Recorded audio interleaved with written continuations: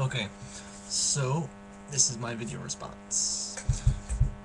Before you watch this video, I am going to post a video link on the side in the description that I find to be synonymous to the philosophy of Evangelion's ending, and it also represents how I define existentialism.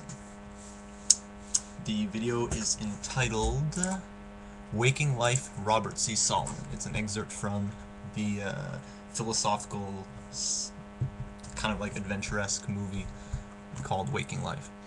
By the way, I am both a Christian and an existentialist. Alright, so you say that Shinji's problem is that he has a twisted attitude about himself and life.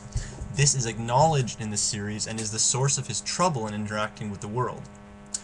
This is also what is considered when he decides that he doesn't have to think that way. He also doesn't conclude by thinking that he should dig deeper in himself in order to figure out some fundamental truth, since he rejects instrumentality to face the real world as an individual. This reveals a sort of reaching out to the world that defines a bright and hopeful ending of the story, not a dark and dank one that most people see it as.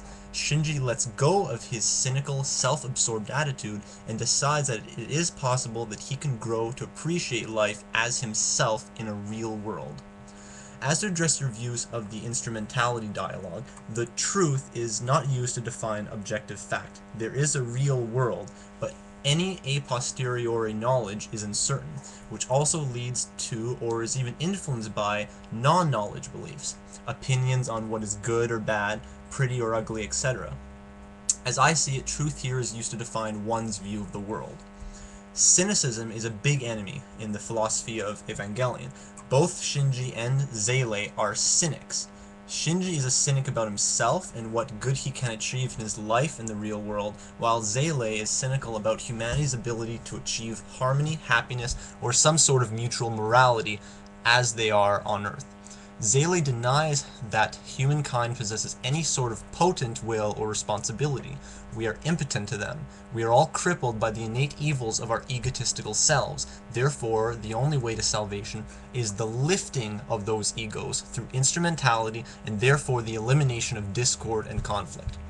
If we all fully experience the viewpoint of one another, there will be no conflict. This is Zele's philosophy as I see it, even though there are those that insist that they are merely a group of crazy, selfish fiends.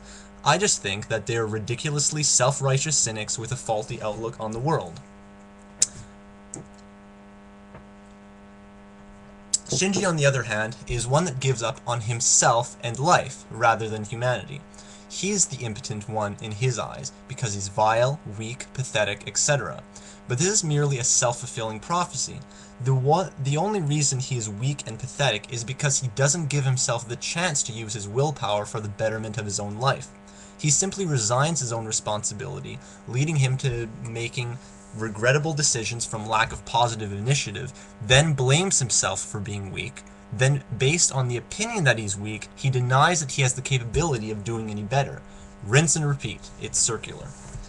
Existentialism refuses any concept of human nature, or that at least that some universal nature acts as an impedance when it comes to decision-making, decisions of morality, ethics, and community in this context. It comes with the individual acknowledgement that I don't have to limit myself, therefore I can try to live a better life. That shows that living in the real world as an individual isn't as weak and pathetic as it once seemed.